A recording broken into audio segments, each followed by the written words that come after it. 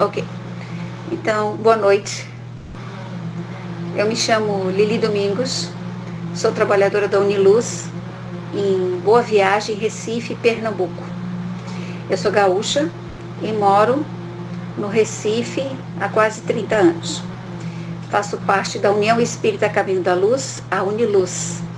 E de lá trago um abraço para todos e agradeço o convite carinhoso que me foi feito por Alberto, para aqui estar na Casa da Redenção, na Bahia. É isso? Confere? Ok. Então,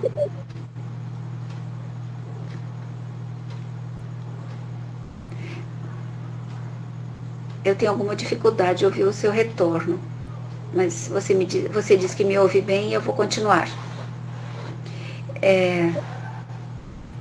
Para a noite de hoje, então, nós temos o compromisso do Evangelho, o capítulo 5, é o maior capítulo que nós temos do Evangelho, e são assuntos bem peculiares à nossa vida de encarnado, porque traz um esclarecimento sobre a nossa vivência, que é o capítulo 5, item 18, bem e mal sofrer, o item 19, o mal e o remédio, e o item 20, a felicidade não é desse mundo.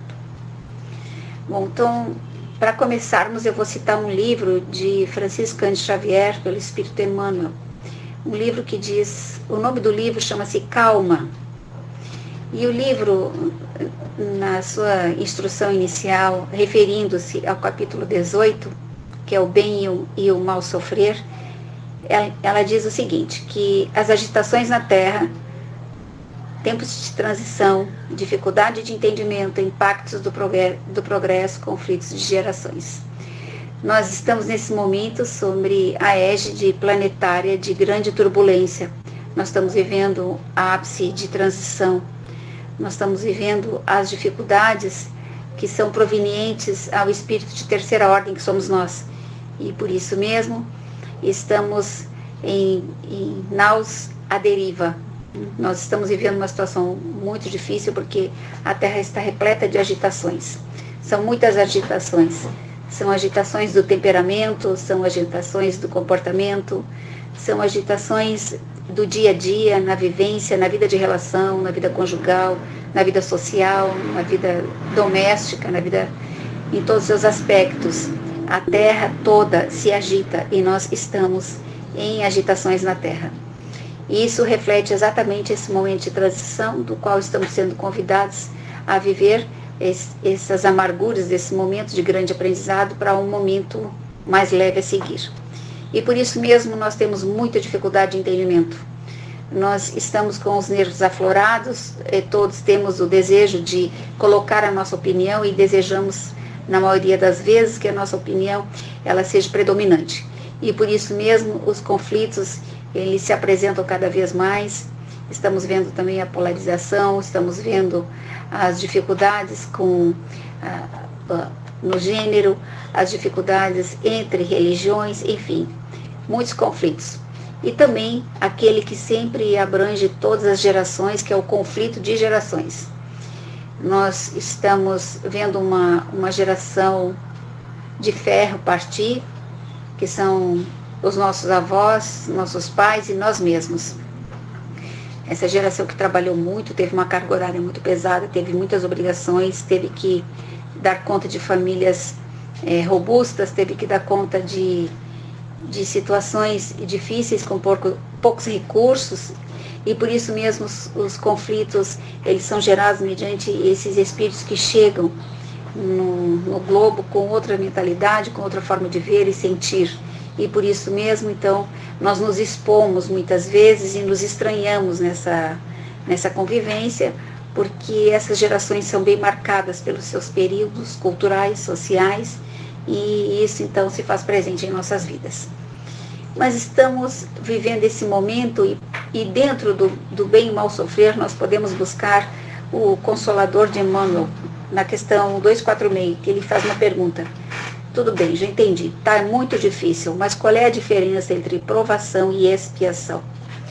E lá nessa questão 246 nós encontramos a resposta que diz que provação é a luta que ensina o discípulo rebelde e preguiçoso a estrada do trabalho e da edificação. Ei, sabe aquela prova que você precisa fazer e refazer? Ei, você aí rebelde, preguiçoso, vamos, levante. Estamos no trabalho de edificação espiritual, movimente-se, aproveite esse momento, enriqueça, cresça, evolua. E a expiação é uma pena que ela é imposta para o malfeitor, o criminoso, né? Que comete um crime. Todo aquele que se encontra atrás das grades é um criminoso, é um malfeitor. E por isso mesmo ele precisa passar por aquele período educacional, que é um período muito difícil pelo isolamento ou pelo contato com outros iguais, a fim de que lições sejam trazidas à sua reflexão para um movimento de mudança comportamental. Então a expiação é uma luta que nos ensina, nós os rebeldes, a trabalharmos, a evoluirmos dentro da edificação espiritual. E a expiação, então, é uma pena para o criminoso, é imposta. Aí nós lembramos o seguinte, porque tem algumas obras de Joana que falam sobre as doenças especificamente, né? E uma que está muito em voga no momento é a depressão. E dentro do livro Calma, esse que eu citei agora, diz que essa geração nossa, ela sofre de 3 Ds de dado, 3 Ds. A depressão, a desesperança e o desânimo. Porque é o que nos envolve no momento. A maioria de nós está envolvido em situação da qual muitas vezes se vê muito entristecido, se vê sem esperança num futuro breve, sem uma solução para uma problemática que se apresente, e por isso mesmo sem ânimo. Então, depressão, desesperança e desânimo. Aí nós podemos trazer o livro, então, já citado, né, Joana, né? A mentora Joana de Ângeles, mentora espiritual de Divaldo Pereira Franco. Joana diz que a causa da depressão, o que causa a depressão? Nós vemos muitas pessoas em lágrimas, muitas pessoas que estão recolhidas, essas pessoas estão vivendo dentro do seu mundo íntimo, grandes dificuldades, e muitas vezes elas se isolam porque não conseguem estar junto de outros, né? Então, o que causa a depressão? Aí Joana explica para nós no livro Triunfo Pessoal que a insatisfação do ser em relação a si mesmo. Eu sou tão insatisfeito comigo mesmo, se pudesse me diagnosticar, ia dizer, não, você não vale nada. Eu sou tão insatisfeito, eu não fui o que deveria, eu não fui o que tem que ser, eu não faço o que necessito, o que preciso. Então essa insatisfação em relação a si mesmo é o início de uma depressão. Ela também tem as suas consequências no físico, porque tudo que decorre do espírito somatiza no corpo, né? Então, a depressão é uma imperfeição no amor. Olha só como isso é sério, né? Tem um autor chamado Andrei Solomon, ele é um estudioso da saúde mental. E ele, então, tinha uma mãe muito depressiva. Ele passou durante muito tempo observando e escrevendo sobre a mãe, porque a mãe tinha tendência suicida, o que é um pensamento recorrente ao indivíduo depressivo. Então, ele teve muitos cuidados e favoreceu essa mãe com muitas terapias ocupacional, com terapias psicológicas, medicamentosas, enfim. E ele foi anotando, foi fazendo um levantamento sobre isso. Infelizmente, no momento de distração, a mãe dele, porque o suicida não avisa, suicidou-se. Então, a depressão é a imperfeição no amor, é a degradação do eu, da pessoa, dificultando sua capacidade de dar e receber afeto. Nossa, como é complexo, né? Então, é a imperfeição do eu. O eu é tão imperfeito, ele está tão degradado, tão derrubado, tão demolido, que isso faz com que o indivíduo não tenha capacidade nem de dar e muito menos de receber afeto. É uma insatisfação muito grande consigo mesmo. E esse momento, então, faz parte dos 3 Ds, né? Também Carl Gustav Jung, ele costumava dizer que não se pode suportar uma vida sem significados. Mediante as situações difíceis que corroboram em nossa existência, que ilustram as experiências muitas vezes amargas de nossa existência, elas nos fazem sacudir e que precisamos então sair dessa bolha. E nesse momento então nós precisamos dar um significado e um sentido. Por que eu passo por isso? Para que eu passo por isso? Qual é a necessidade dessa situação recorrente em minha vida? Por que essa experiência tão difícil, tão diferente? Eu nunca pensei passar sobre isso nesse momento. Então nós temos que ter um significado. Qual é o significado? O que segura você na terra? Para alguns pode ser um animalzinho, pode ser alguém idoso, um filho, um neto, um marido, um trabalho, um projeto, um carro, os dólares. Os motivos são variados, né? São desde os motivos espirituais aos materiais. Então, o homem, ele não pode suportar uma vida sem significados. Nós precisamos preencher os nossos dias de tal forma que eles tenham sentido, eles tenham um significado, porque senão nós continuamos alimentando essa questão dessa depressão, dessa imperfeição do amor, dessa degradação do eu, dessa dificuldade de dar e receber amor, que é justamente uma insatisfação do ser consigo mesmo, né? Então, o homem não pode suportar uma vida sem significados. É um convite a que possamos dar um sentido e um significado à nossa vida. Nós temos que ter um sentido, nós temos que ter um direcionamento, nós temos que ter uma ligação com o alto. E no livro Missionários da Luz, de André Luiz, no capítulo 7, no item 19, ainda sobre bem e mal sofrer, que é referente ao Evangelho segundo o Espiritismo, capítulo 5, item 18, diz que as grandes emoções, olha só, as emoções, elas podem curar o corpo ou aniquilá-lo. Então, veja, é melhor a gente usar a razão do que a emoção, porque a emoção pode aniquilar um corpo ou curá-lo. O que são as emoções? A raiva, o ódio, o rancor, o medo,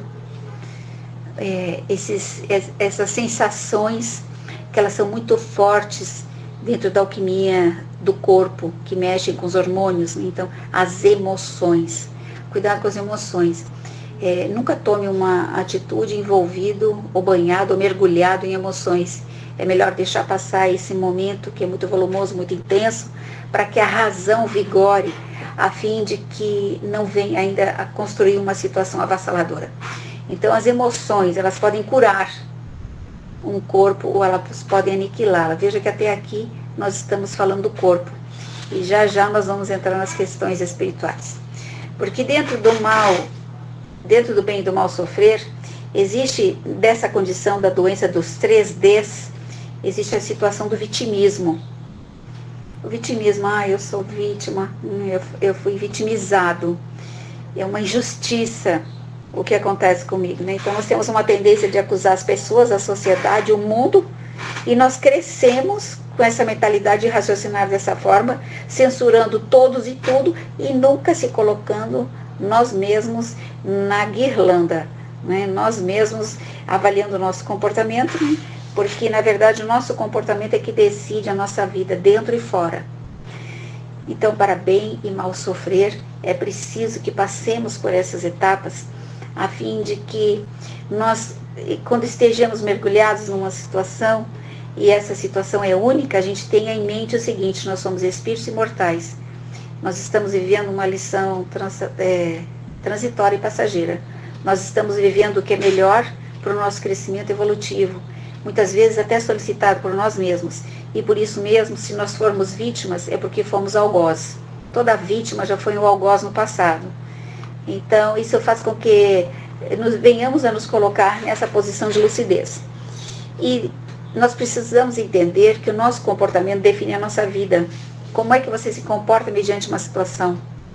Você usa da emoção, você fica volumado dentro de uma emoção de raiva, numa situação de egoísmo, numa situação de orgulho muito exacerbado. Então, assim, qual é o seu comportamento? Ou você se recolhe, você reflete, você repensa, você modifica. Então, o comportamento define. Nós nos reconhecemos pelo rastro que nós deixamos pelo caminho.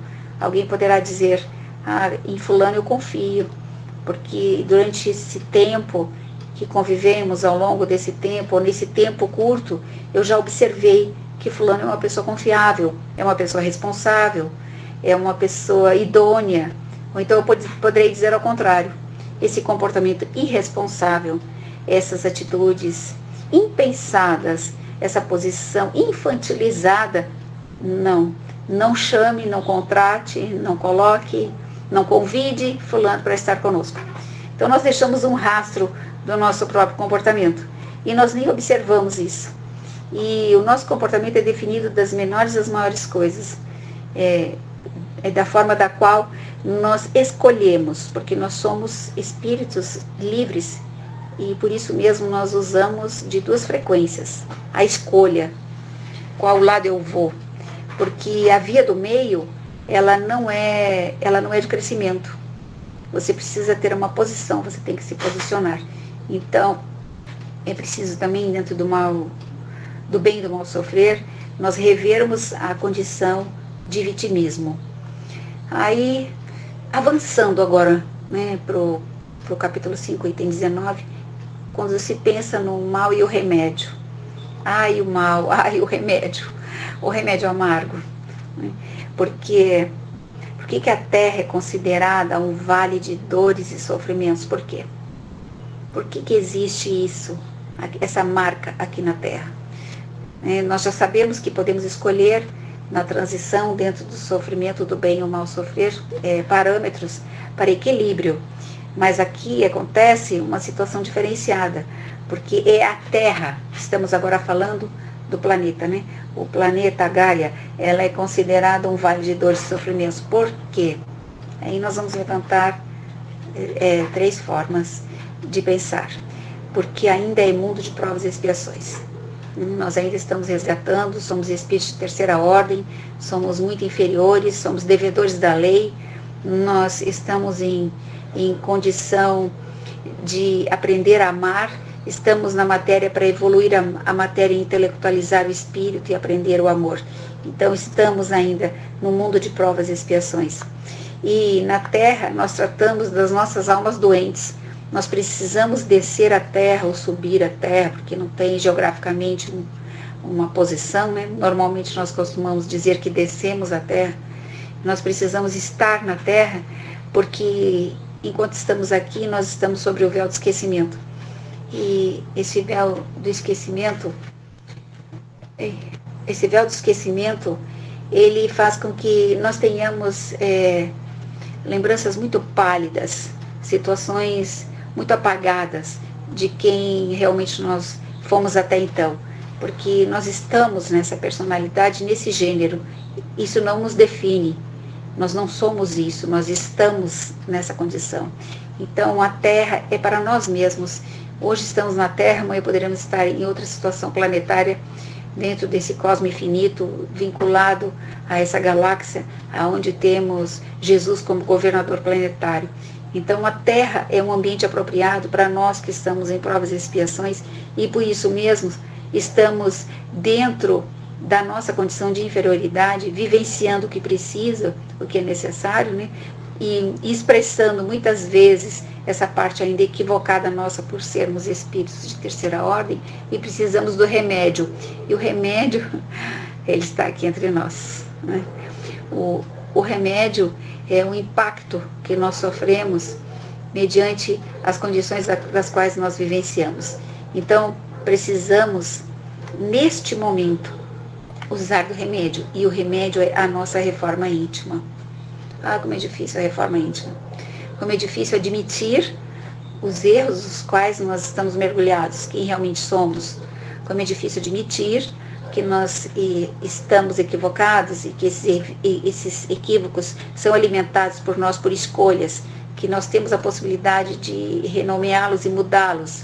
Ainda mais nós que somos adultos, e principalmente os adultos maduros, são os mais resistentes. Nós entendemos que já temos muita experiência, que já vivemos muito, que sabemos de tudo, e por isso ainda fica mais difícil.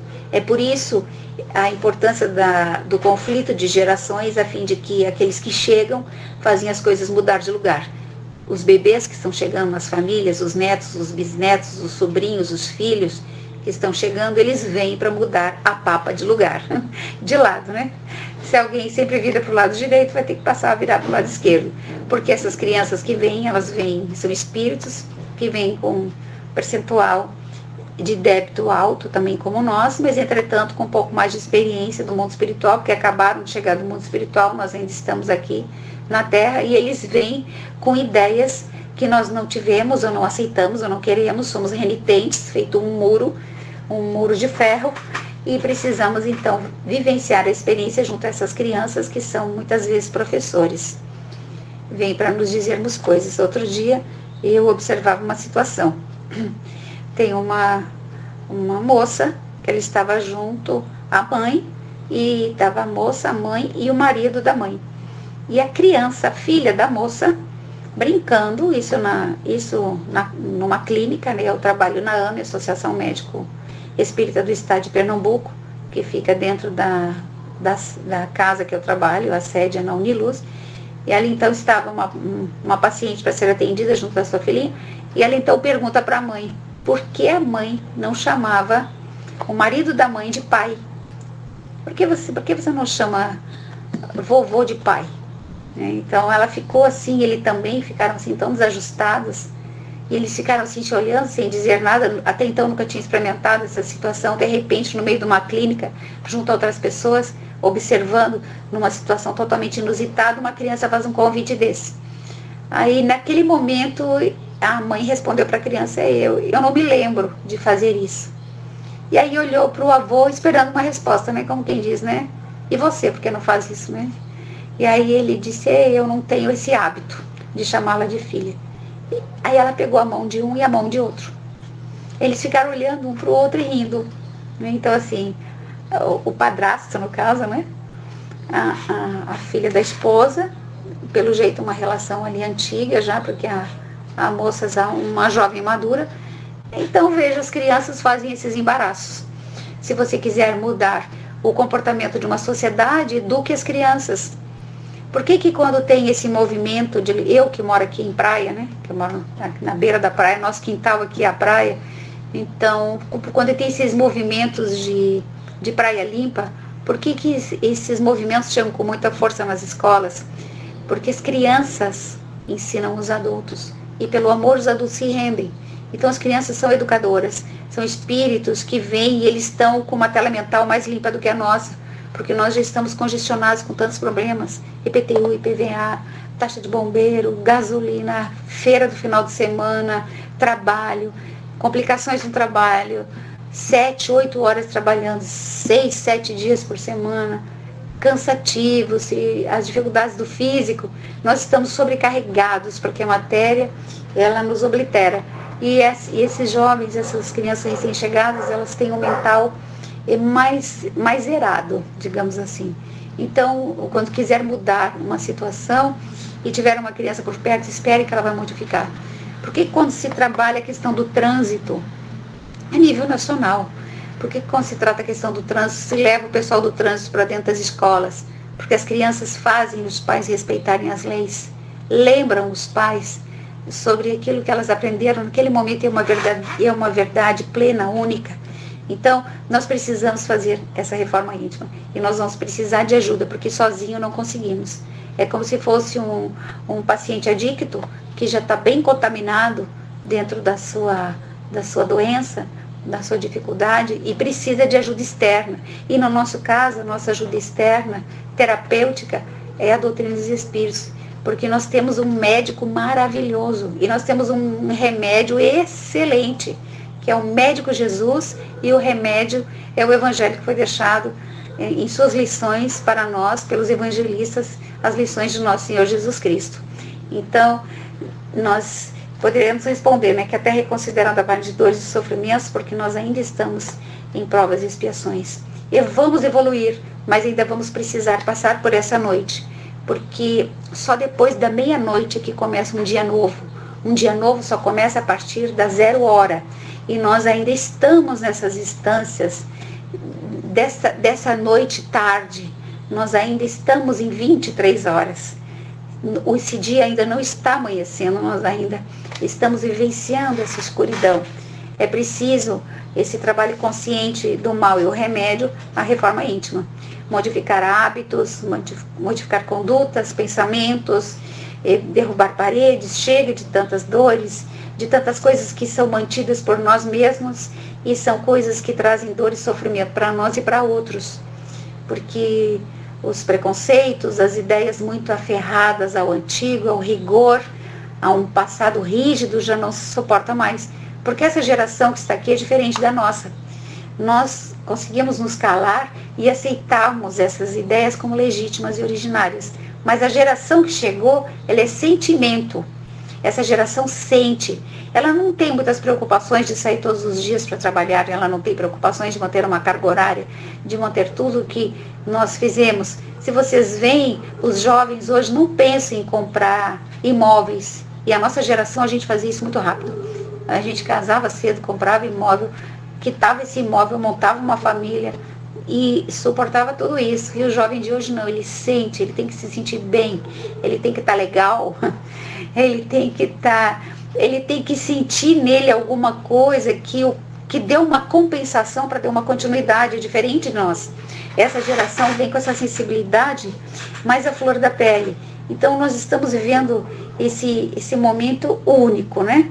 Que esse momento dessas agitações na Terra, esse tempo de transição, essas dificuldades de entendimento, esses impactos do progresso e esse conflito na geração. E por isso mesmo, então, nós temos essas 3 doenças que são da nossa cultura, que é a depressão, desesperança e desânimo. Estamos envolvidos nisso e precisamos dar um sentido e um significado para os nossos dias, porque senão nós não vamos suportar o que precisamos ainda pela frente. E não podemos deixar as emoções tomarem conta de nós. Eu não posso decidir que hoje eu vou ter um dia bom. Eu tomo a decisão racional, hoje meu dia vai ser bom. Eu vou fazer de tudo para que ele seja bom. Eu chego no elevador, né, como a gente conhece esse caso, e aí alguém não me cumprimenta, me olha torto, pronto. Eu perdi todo o meu equilíbrio. Na verdade, quem gerencia a minha vida é o outro, não sou eu. Porque eu deixei que a emoção ficasse por conta do outro para dirigir a minha vida, modificando meu padrão mental. Então, nós precisamos ter o controle sobre nós.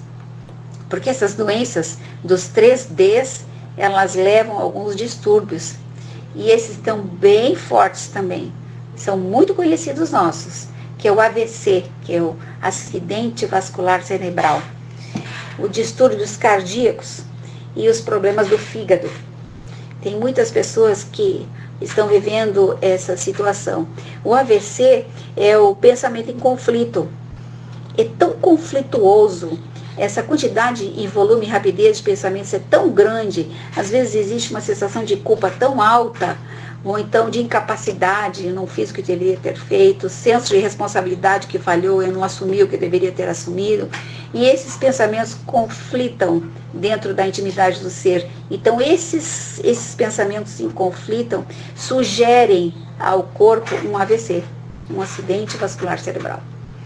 Os distúrbios cardíacos, que é desarmonia mental, porque antes nós estávamos falando de pensamento, agora nós estamos falando da mente. A mente no sentido do aspecto que avança para o espiritual, a mente que sente, né? E no caso, o espírito que sente. Então, esse espírito que sente muitas coisas, que sente medo, que sente situações das quais se sente incapacitado, se sente fora de alguma situação ou dentro de alguma situação de uma forma muito forte. Então esses distúrbios mentais, eles fazem os distúrbios, essa desarmonia mental faz o distúrbio cardíaco. E os problemas do fígado, porque o fígado vai assimilando, né? Assimilando. É consigo mesmo o problema. Sou eu comigo mesmo. Já não são nem mais os meus pensamentos, já nem é mais a minha desarmonia mental. Sou eu comigo mesmo, eu não gosto de mim. Eu sou alguém que não confio em mim mesmo. É uma situação de pequeneza tão grande que o indivíduo, ele mesmo não se suporta. Ele faz coisas que ele não queria fazer, mas ele faz, e faz conscientemente por escolha. Então, isso tudo nós emitimos, e tudo que nós emitimos, nós atraímos, né? Então, nós atraímos tudo aquilo que irradiamos. Então, o bem e o mal sofrer, dentro ainda da questão do vitimismo, que nos faz pensar sobre as questões da terra, sobre ser um lugar de sofrimento, nos levando a esse mal e a esse remédio, né? Então, qual é o remédio? Qual é o remédio, né? Se o médico é Jesus e o remédio é o Evangelho, e os remédios, eles são fracionados, né? Porque nós somos vistos de forma fracionada. Então, assim, qual é o remédio para esse sofrimento? O que nos indica o capítulo 5, no item 19, é a fé. Né? A fé. Aí a gente diz só isso, a fé, só isso. O Evangelho diz que é a fé. É a fé. Que aquele que crê, ele é forte pelo remédio da fé. Aquele que duvida, ele é punido. Ele tem muitas angústias e muitas aflições. A fé. Enquanto nós estamos vivendo as torturas de algo que não se concretiza, algo que não fica validado, algo que não tem as suas ocorrências como nós desejaríamos, nós estamos sendo testados na fé. Esse tempo é um tempo de teste, onde a gente precisa ter a certeza que nós somos filhos de Deus, irmãos de Jesus, temos os responsáveis espirituais por nós, que estamos na terra para expiar, evoluir e amar, que nós não estamos sós, que nós estamos amparados, que existe uma multidão de espíritos que vibram por nós, os nossos antepassados, os nossos amores, os responsáveis espirituais, os espíritos, os anjos guardiões, os espíritos protetores, essa infinidade toda de espíritos que nos envolvem, aqueles que nos sustentam na matéria, porque tem muitos que nos amam realmente na matéria e desejam o melhor para nós, sobre nós e para nós. Então, esse tempo é um tempo de teste, para ver se nós não caímos em derrocada, não nos esvaímos pelo suicídio, pela tormenta mental, pela medicamentosa, pelas drogas, enfim, se nós nos mantemos firmes, porque tem muitas pessoas que passam por coisas e elas falecem muito rápido, tem um medo imenso, muito grande, de que a falência se faça e não seja possível progredir, avançar e dar continuidade, e extinguem a sua própria vida. Então, dentro do mal e o remédio, sendo o remédio a fé, como conseguir, né, essa fé? Aí o Evangelho nos diz que é estudando a nós mesmos, conhecendo os nossos pontos fracos. Quem é você de verdade? Olhe nos olhos da alma, não nos olhos da carne. Quem é você? Você sabe realmente onde é que está a sua fraqueza? Como é que você faz para lidar com ela? E analisando o nosso comportamento mediante essas fraquezas e aplicando as lições do Evangelho. Dessa forma, nós conseguimos o remédio que é o remédio da fé. Então, estudar a nós mesmos, né? Conhecendo os nossos pontos fracos. A gente vê que nós somos educados e nós somos instruídos pela ciência também. Quando você tem uma falência, e essa falência moral é algo que vai levar você a uma situação difícil, é melhor que você não esteja lá. Aquele que tem tendência do álcool, não vá para bares, não vá para esses lugares que tem álcool. Aqueles que têm a tendência à promiscuidade, evite algumas situações, saia de perto, que se não tem a condição moral de estar naquele lugar e não mergulhar nele, então se afaste. Não é assim que nos ensina a doutrina espírita? Então, qual é o seu ponto fraco? É a maledicência, a fraqueza da língua, né? A língua que se coloca o tempo todo, ferina, e alfinetando, machucando outros, aumentando uma situação, tornando embaraçosa a vida para alguém. Qual é seu ponto fraco? Sinceramente, pensando em você mesmo, o que você acha? Você tem uma vontade muito grande de ser o melhor, o superior, o grande, o forte? Você pensa ser insubstituível? Você acha que você de um determinado grupo é quem tem mais conhecimento? Quem é você? Qual é seu ponto fraco? Localize ele. Aí quando você localizar esse ponto fraco, você saia de si e se olhe de fora. Como é que você se vê nesse comportamento dentro desse ponto fraco? Vamos imaginar aqui que nós estamos numa sala confortável, um ar-condicionado, a salinha toda branca, nós vamos colocar um sofá bem grande, bem fofo, bem confortável. Em frente a esse sofá tem uma tela bem grande, uma tela de televisão. Aí nós vamos chamar as pessoas mais importantes da nossa vida. Quem são? Pense aí, faz a relação mental, quem são. Vai sentando essas pessoas nesse sofá, uma ao lado da outra. São as pessoas mais importantes para nós. São aquelas que ocupam o coração e a nossa mente. Sentou as pessoas ao lado, agora vamos ligar essa televisão e vamos ver o filme da nossa vida. Eles estão juntos, acompanhando todos os eventos de nossa vida, do início dessa encarnação até aqui. O que vão ver? Será que é uma visão agradável? Então a gente vai ver bem nitidamente os nossos pontos fracos mediante aqueles que nós amamos. Os que nos amam, nos conhecem, sabem que nós somos. Eles reconhecem em nós, nos reconhecem pelo amor, mas também conhecem as nossas falhas.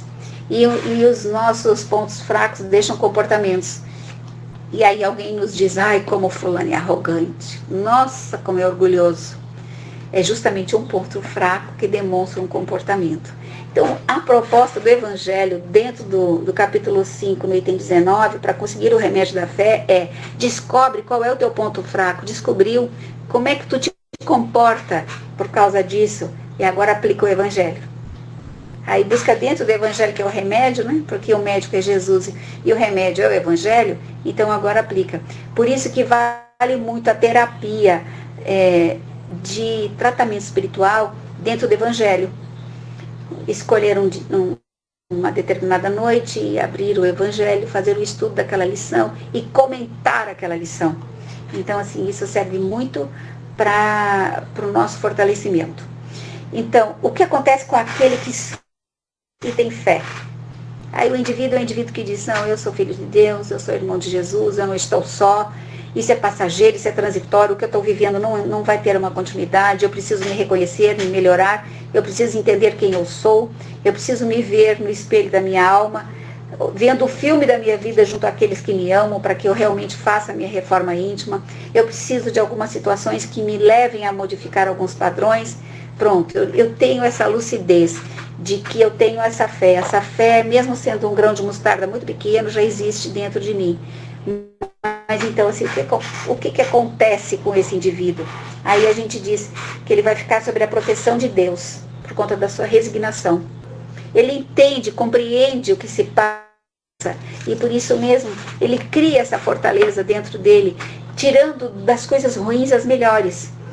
Então, mesmo uma situação bem embaraçosa, bem difícil, como aquela lição do Cristo, em que o Cristo caminhava sobre uma estrada junto a seus discípulos, e algum deles observa que existia os ossos putrefados de um cão, e ele chama atenção e diz, olha que mandíbula bonita. Então, assim, tirar o melhor do ruim. Então, essa é uma proteção pela resignação do indivíduo que se reconhece, que faz um esforço danado para viver e estar melhor. Então, nesse momento, pela resignação, ele tem essa proteção. E ele sente em si, ele vai dizer, eu estou sofrendo, está difícil, mas eu sinto Deus. Está complicado, eu não sei como é que eu vou sair disso, olha, só Deus, mas eu sinto uma proteção espiritual. Eu sinto que tem um Pai por mim. Então, os momentos mais difíceis no futuro serão motivos de libertação e alegria. E a gente vai dizer, poxa, passou. Graças a Deus que passou, mas eu mudei, viu? Se não fosse isso, eu não tinha mudado. Mudei. E traz até uma certa alegria. Aí vai dizer, olha, eu até agradeço hoje em dia. Vocês já ouviram os depoimentos dos paralímpicos? Hoje em dia eles são amputados, né, em pernas, em braços, né, são cegos, são surdos, não falam, mas eles falam da alegria de terem passado por uma situação onde o corpo físico se encontrava em perfeita, digamos assim, né, perfeita saúde na sua ordem fisiológica, física, e no entanto, depois de um acidente drástico, algo complicado, eles modificam o seu padrão mental e agradecem. Se não fosse isso, eu mudei muito, depois do acidente foi muito difícil, mas eu mudei, isso é uma coisa muito ruim, não desejo para ninguém, mas eu sou feliz. Depois que passou tudo isso, eu digo que isso foi bom para mim. Então, o mal e o remédio, né? O remédio sempre é amargo. O sofrer é motivo de alegria para o espírito.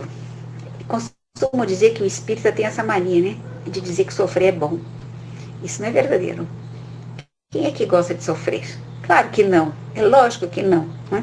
Mas a gente pode entender o seguinte: imagina um cobrador que não sai da sua porta. Ele manda carta, ele manda e-mail, ele manda WhatsApp, ele bate na sua campainha, ele vai no seu trabalho, ele procura um familiar, ele procura um amigo, você já está que não aguenta mais aquele cobrador e você não consegue se livrar daquela dívida. Agora imagine isso numa questão moral. Então sofrer resignadamente, né, com a resignação, com a certeza de que isso passa, de que somos filhos de Deus, né, de que a certeza de que não estamos sós, e mais ainda, a quitação de um débito. E esse débito não é um débito material, é um débito com as leis de Deus. Aí esse indivíduo diz: realmente, tá difícil, mas eu sei que eu estou pagando uma conta. E essa conta eu vou quitar ela. E quando eu quitar ela, que alívio, acabou. Não pode fazer outra, viu? Porque aqui nós estamos falando de cunho moral. Então, essa quitação, né? Estar de acordo com as leis de Deus, pagando esses débitos que são débitos espirituais. Então, quem não vai se alegrar com esse pagamento dessa dívida? Essa dívida é uma dívida muito pesada. É uma dívida que pode se arrastar por mais de uma encarnação. Porque agora, nesse momento, deslocadamente, alguém, por algum motivo, uma situação impensada, toma de um elemento bélico e e emite um tiro contra outra pessoa, pode levar 3, 4 encarnações para quitar 30 segundos de imprudência. Vai ter que resgatar consigo mesmo, com aquele indivíduo, com aqueles indivíduos que amavam aquele indivíduo, com a sociedade, com uma série de coisas, com a espiritualidade que defendeu, que programou, que arrumou, enfim. Então, as dívidas são dívidas espirituais, no nosso caso que nós estamos falando aqui, né? Então, aquele que sofre resignado, com a esperança de que no futuro, essa quitação vai lhe trazer uma evolução, um acréscimo num tempo de maior leveza. E a felicidade não é desse mundo. A gente já ouviu tanto isso, né? A felicidade não é deste mundo. Nós aqui não vamos encontrar, porque justamente somos imperfeitos. Por justamente nós passarmos por tudo isso que estamos vivendo, essas agitações da Terra, esse tempo de transição, essas dificuldades de entendimento, esses impactos de progresso, esses conflitos de geração, por estarmos passando por essa situação de provas e de expiação, possa ser que num único dia nós passemos por 3 provas diferentes e estejamos vivendo uma expiação, porque expiação é para a encarnação inteira. Ela não acaba numa encarnação. Ela vai ter uma avaliação no mundo espiritual. É algo de cunho moral. A afetação, às vezes, no físico também. Então, num dia só, tem uma frase de André Luiz que diz assim: quando você se livrar de uma dificuldade, com as minhas palavras, né? Quando você se livrar de alguma dificuldade, agradeça a Deus, porque mais 3 vem vindo logo atrás. Ou seja, você se livra de uma situação, ufa, graças a Deus passou, mas já está batendo mais 3 dificuldades, porque aqui não é mundo de felicidade. E ainda temos, pela nossa pequeneza, no estágio de imperfeição que vivemos, as doenças dos 3Ds, a depressão, a desesperança e o desânimo, e precisamos dar um sentido e um significado às nossas vidas para não cairmos nessas doenças que são doenças de afetação do físico, porque é psicossomático. Eu faço no espírito e recebo o condicionamento no corpo físico, né? Eu faço no espírito e reflete no corpo. Atraímos tudo aquilo que estamos irradiando. Temos que sair dessa posição de vitimismo, compreendendo que a Terra é de provas e expiações, que nós somos doentes, que estamos habitando a Terra e que precisamos fazer a nossa reforma íntima. E que a fé tem que estar firme, forte, ela tem que estar alicerçada em nossa alma, a fim de que a gente tenha o subsídio para suportar o que temos pela frente. E que os remédios são amargos, porque a gente precisa fazer esse reconhecimento de nós mesmos, dos nossos pontos fracos, para melhorar o nosso comportamento, aplicando o Evangelho, que é fundamental, alimentando essa fé, que nos traz essa resignação, e que do qual nós diremos mais à frente: ufa, sou feliz porque estou quites com as leis divinas. E aí a gente então admite, realmente a felicidade não é desse mundo, como diz o capítulo 5, item 20, né? Quando nós desconhecemos os traços da nossa personalidade, nós não sabemos realmente quem somos, porque não nos olhamos pelos olhos da alma, nós condenamos fortemente e responsabilizamos os outros por aquilo que a gente não admite na gente, em nós mesmos. Então, enquanto a gente viver nessa rotina, nós não seremos felizes especialmente num planeta de expiação e provas como o nosso, né? Então, qual é a proposta desse item? A proposta desse item é justamente nós renovarmos as atitudes, né? Para trabalhar pela extinção das nossas reações. Nós todinhos aqui temos reações neuróticas. Não teve um único dia nessa encarnação que a gente não deu um grito mais alto, que a gente não se exasperou com algum objeto. Não tem. Às vezes com uma planta, um animal, outra pessoa, enfim, não existe. Nós vivemos múltiplas situações e essas reações, elas nos impedem o autoconhecimento. Elas anulam qualquer possibilidade em nós de evolução num relacionamento sadio, sincero, conosco mesmo e depois com os outros. Hamed defende essa ideia. Então, a gente precisa fazer esse trabalho de renovar as nossas atitudes. Sabe aquilo chato que você faz? Pare de fazer. Para de complicar em casa, criar confusão por nada. Para de ser tão implicante. Para de criar problema o tempo todo. Para com esse preconceito ultrapassado. Aceita que as pessoas são como são. Não queira resolver os outros. Resolva você mesmo. Trabalhe por você. Se esforce, levante-se, faça alguma coisa para que as coisas mudem. Porque dentro da felicidade de não ser desse mundo, existe a força do universo. E essa força desse universo, hoje então eu escutava uma pessoa da física falando, ele deu uma explicação linda. Ele falando lá do surgimento dos átomos, os subátomos, e foi crescendo nessa informação, e ele comprovou pela ciência que existe uma afetação de que algo que acontece na matéria repercute no espaço atemporal. Então, e quando eu faço alguma coisa e isso repercute, se eu faço um movimento do lado direito, lá no lado direito, do outro lado da dimensão também repercute, então o que eu faço para o outro atinge não só o outro, mas atinge a mim também. Eu estou atingindo numa abrangência a questão universal dos infinitos macrocosmos. Então, até a ciência, que é rígida nos seus conceitos, porque ela se separou da religião e teve que ser assim, aquele momento em que, lá nos séculos passados, se mantinham a igreja como Estado, como poder ditador, então precisou se afastar a ciência da religião. Mas hoje em dia nós estamos nos reaproximando, porque a ciência está mostrando que o que eu faço para mim repercute no outro. O que eu sinto em mim faz uma afetação no seguinte. Esse momento que nós estamos vivendo, que está fazendo uma explosão de pensamentos em cada um dos que aqui estão, porque eu nem os vejo, porque as câmeras são fechadas, eu vejo apenas letrinha dos nomes, né?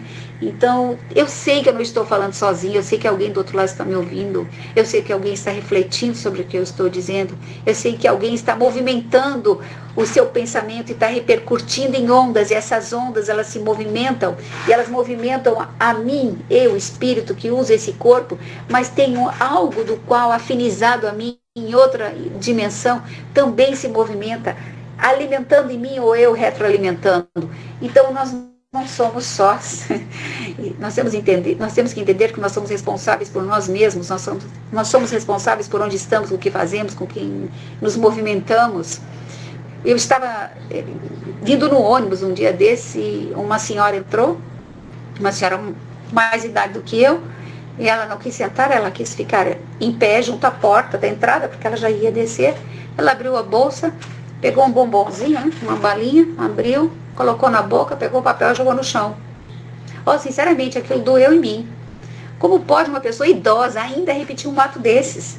Já tinha que estar dando exemplo, porque eu vi que atrás de mim tinham jovens com a camisetinha escolar. Eles viram como é que uma pessoa idosa faz. Se ela fez e ela é mais velha do que eu, também posso.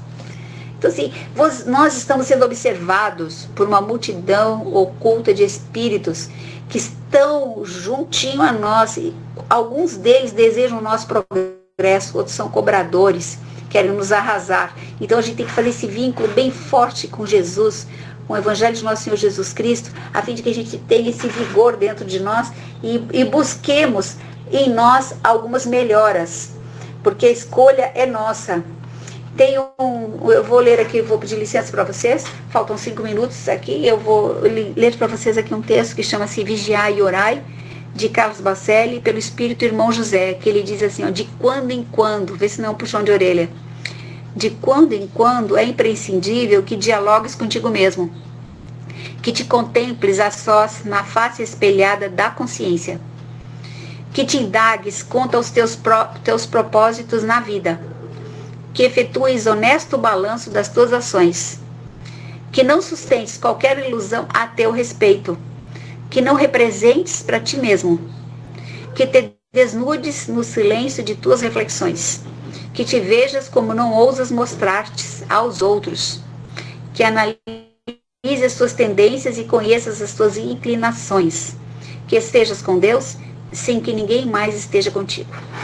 Não é um convite? É um convite, né? De quando em quando, dialoga contigo mesmo, é imprescindível que faça isso, te contempla na tua consciência, olha para dentro de ti, busca lá dentro, te indaga quais são os teus propósitos na vida, faz um balanço honesto das tuas ações, da tua vida, efetua esse balanço, né?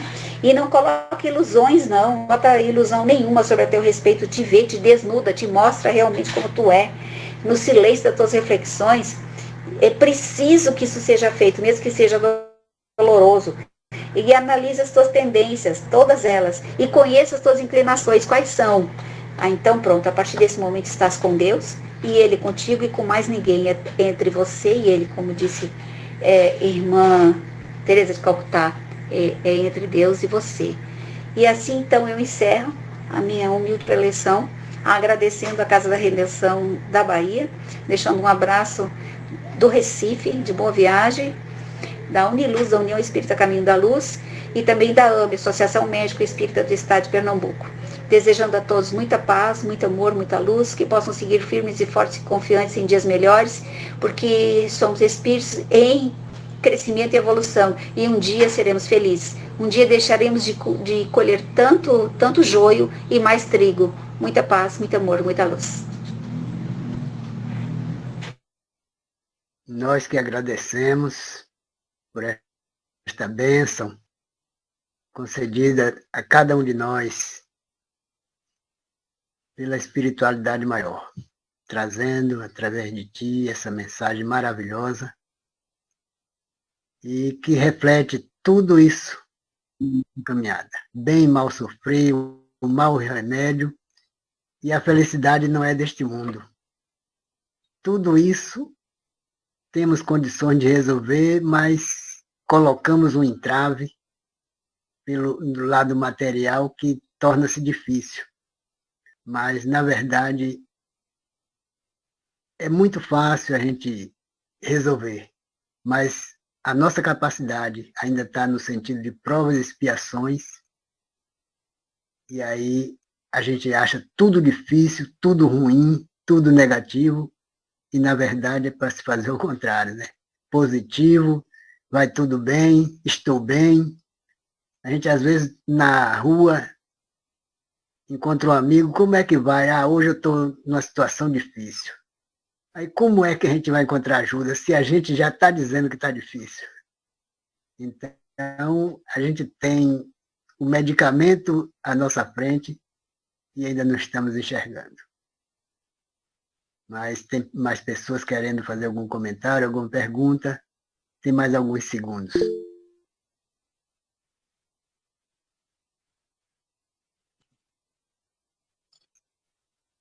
Boa noite, Adalberto. Boa noite, Lili. Boa noite, meus amigos.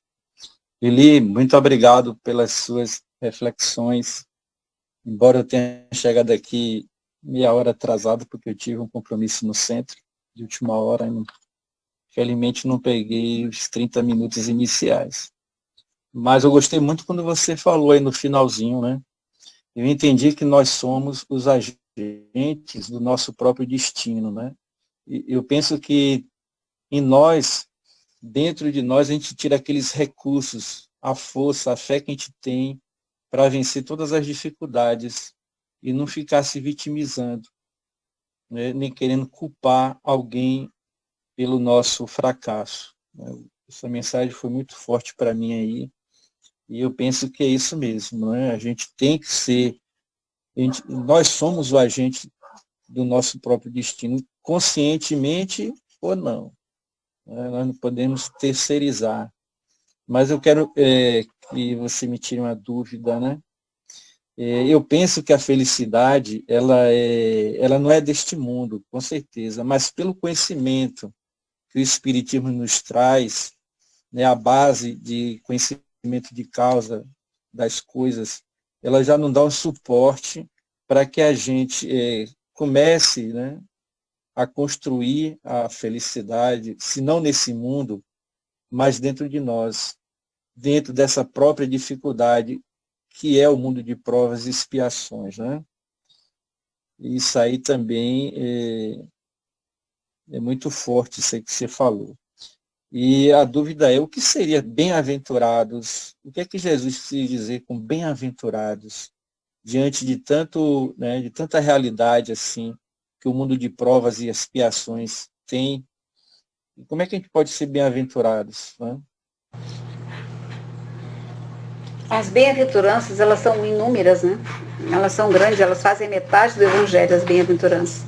As bem-aventuranças, elas estão desmembradas em vários episódios que o Cristo trouxe. Então, bem-aventurado aquele que já está disposto a esse encontro consigo mesmo. Bem-aventurado aquele que cresce por uma oportunidade e começa a acordar dentro da própria encarnação. Bem-aventurado aquele que já tem a predisposição no bem, que já traz em si uma semente. Bem-aventurado aquele que entende e compreende que existe algo muito maior além daqui, que existe muitas possibilidades, que nós não estamos restringidos, então, restritos a uma situação enquadrada.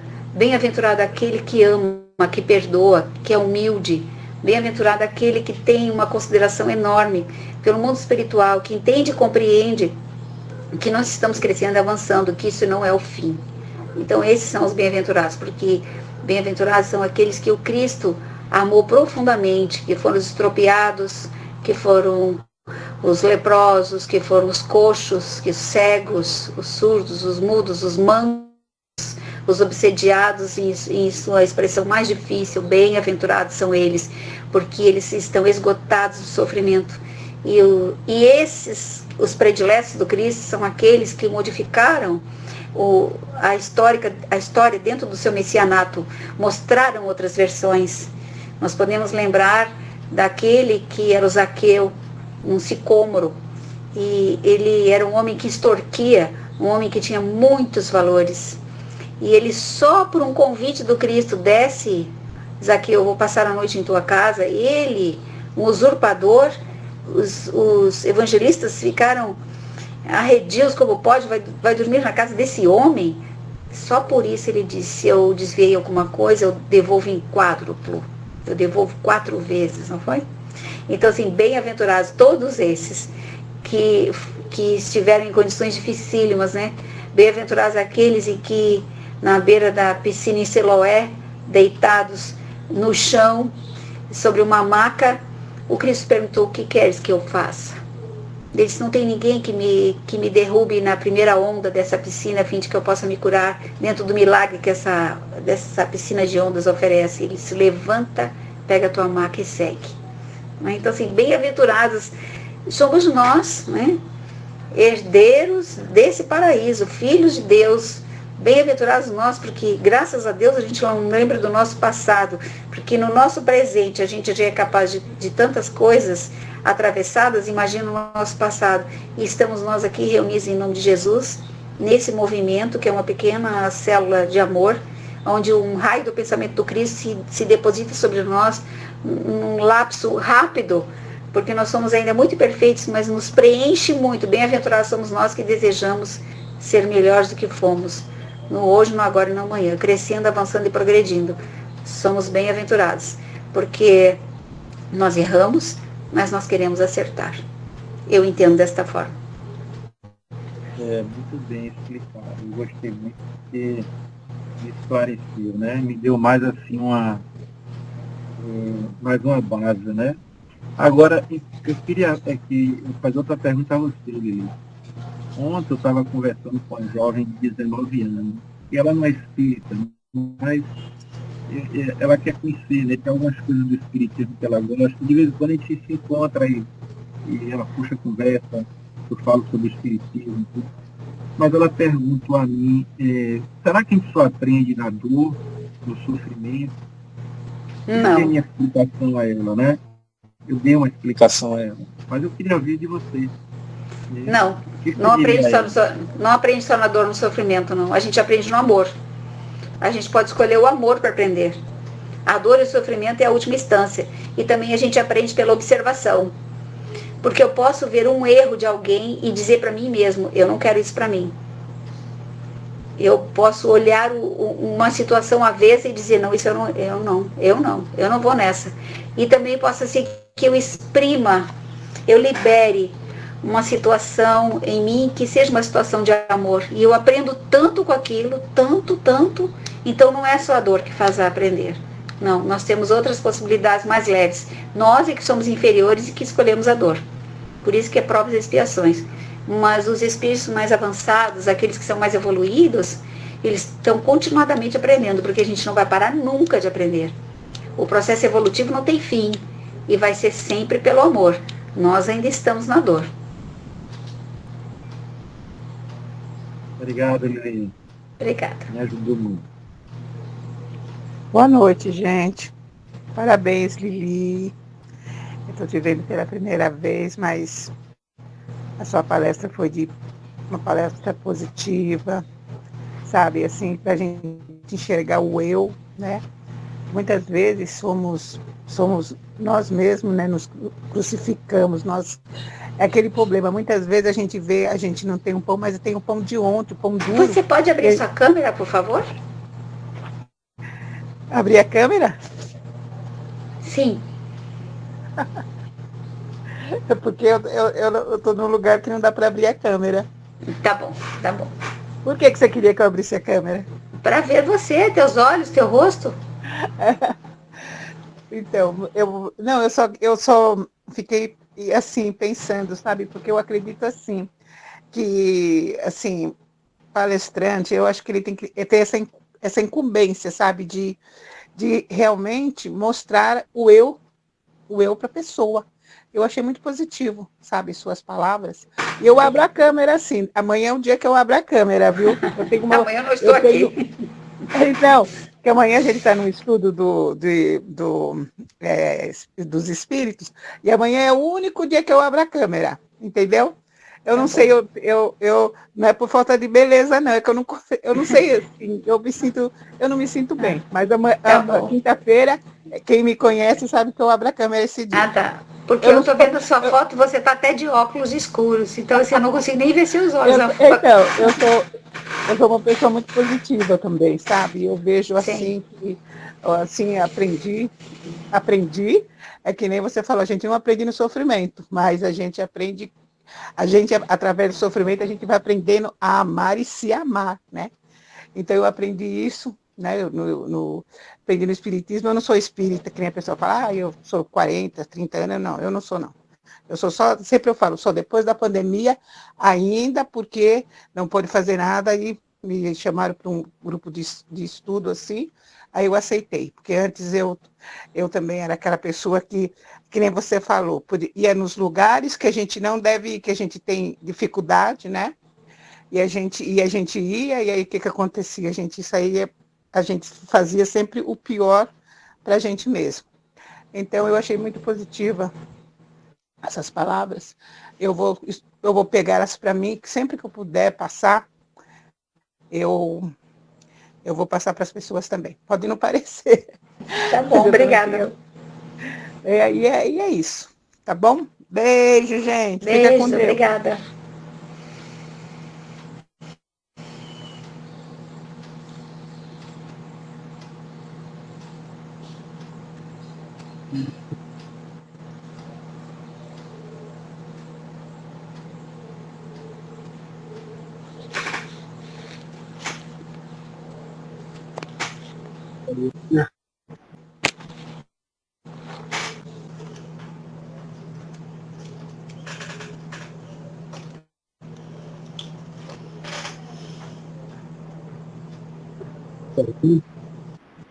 Tá sem áudio, Adalberto? Acho que seu áudio está com problema.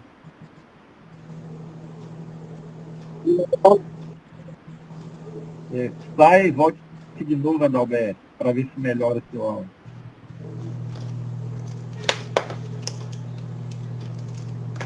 Tá ouvindo agora? Tá, mas um pouco com dificuldade.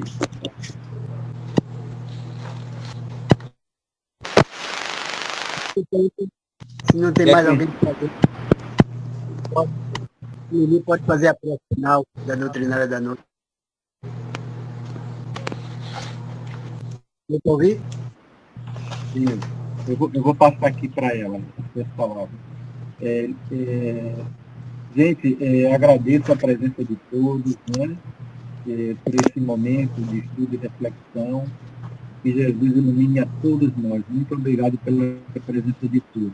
Passamos a palavra para a Lili, para ela fazer a prece final e as considerações, Lili. E agradecemos também a sua presença, amiga. Muito obrigado, viu? Ok. Deixa eu botar o fone de volta. Ok, me ouve? Sim? Ok.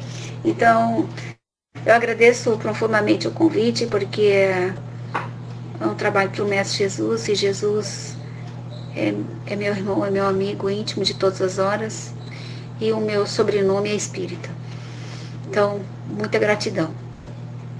Então, em nome de Deus, de Jesus, de Francisco, da espiritualidade que nos atende, que nos assiste, que nos auxilia, que está conosco, que nos reverencia a fim de crescermos, avançarmos, evoluirmos, estamos felizes por esse trabalho, por esse momento em que estamos vivendo como irmãos, nesse sistema de fraternidade. Gratidão. Pedimos as bênçãos sobre os nossos lares, os nossos amores, os nossos familiares. Pedimos ajuda e assistência sobre as nossas dificuldades, a fim de que tenhamos força física, moral, resistência, prudência para vencê-las. Pedimos assistência sobre as nossas experiências, a fim de que não venhamos a perdê-la, que a fé possa estar entre nós, que possamos ter a certeza em nós de dias melhores, agradecendo sempre por tudo que temos e tantos não têm. Muita gratidão. Pedimos especialmente pela paz, em nome daqueles que estão com o poder temporário nas mãos, e esse momento possa ser de muitas dores para outros que têm necessidades humanitárias. Pedimos muita ajuda, muito auxílio, muita assistência, em nome da paz. Gratidão sobre tudo que é bom, que nos envolve, que nos assiste. Gratidão sobre tudo que dá certo, que funciona, que está conosco através dos espíritos benfeitores, amoráveis, que nos amam e nos sustentam em nossa pequeneza.